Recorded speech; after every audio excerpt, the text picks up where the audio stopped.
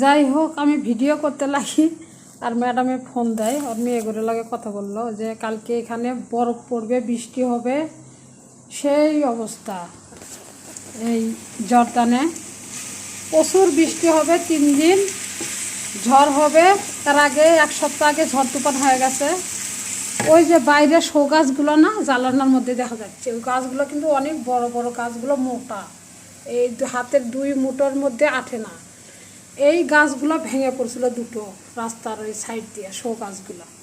তো যাই হোক, কালকে আবার ঝড় তুফান হবে, বৃষ্টি হবে আর বরফ পড়বে, তুষার বরফ প্রচুর। তাই সতর্কবাণী জানায় দিছে এই দেশে সরকারের তরফ থেকে, রাস্তাঘাট কোনো কিছু গাড়ি ঘোড়া বরফ পড়লে কম চলবে। তো ম্যাডামে গেছে বাজার করতে। আর এই যে কুচে বেগুন কালকে বানাইছিল, বেগুন কুচে এই দেশের, আর যে টক দইয়ের পানি দিয়া লেবেন, ওইগুলা দিয়া হলো ফেটে, যাই হোক এই দেশের মেডিসিন মশলা দিয়া ঘি দিয়া এগুলা করে, সেগুলো এই যে খাবো। এটি আবার গরম করতে দিচ্ছে, এটি কালকের খাবার কিন্তু বাঁচিছে। আর ক্যাপসিকাম হলো যে লম্বাগুলান, এগুলা পরে দেবো, এগুলো সিদ্ধ অল্প ইতে সিদ্ধ হয়ে যায়, রান্না জিনিস তো।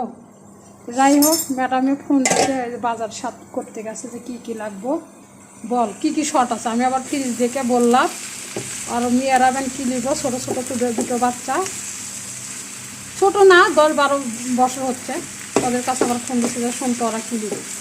তাই গেছি ভিডিও করতে করতে। আর যাই হোক, এগুলো শাক দেখালাম, এগুলো পালং শাকের মতো মোটা, কি ক্লিয়ার হ, মোটা পালং শাকের পাতার মতো, সেই মোটা। এগুলো কুচি কুচি করে সেদিনকে আনছিল, এগুলো কাটতে হবে। যে বাঁচতেছি, বাচ্চা ডিশের মধ্যে এক সাইজ করে থুবো, থুয়ে পরে কুচি কুচি করে কাটে বলের ভিতর ধুইয়া সিদ্ধ দিয়া ডিবের মধ্যে থুবে। এই যে সেদিনকার গুলা থুইছে ওই সাইডে। কি দেখেন, আমার বাংলাদেশে এলে হাবি জাবি থুবো, এই দেশে যা খাবার, শাক পাতা এটা সেটা, এই সেই গোস্ত নাই, ফুরিয়ে গেছে, মুরগি আছে, রুটি, ওই যে আমার বাজারও ফুরিয়ে গেছে, রোজার আগে হতে যাবো। এইখানে খালি এই যে 2 কাপ আছে। যাই হোক, সবাই ভালো থাকেন।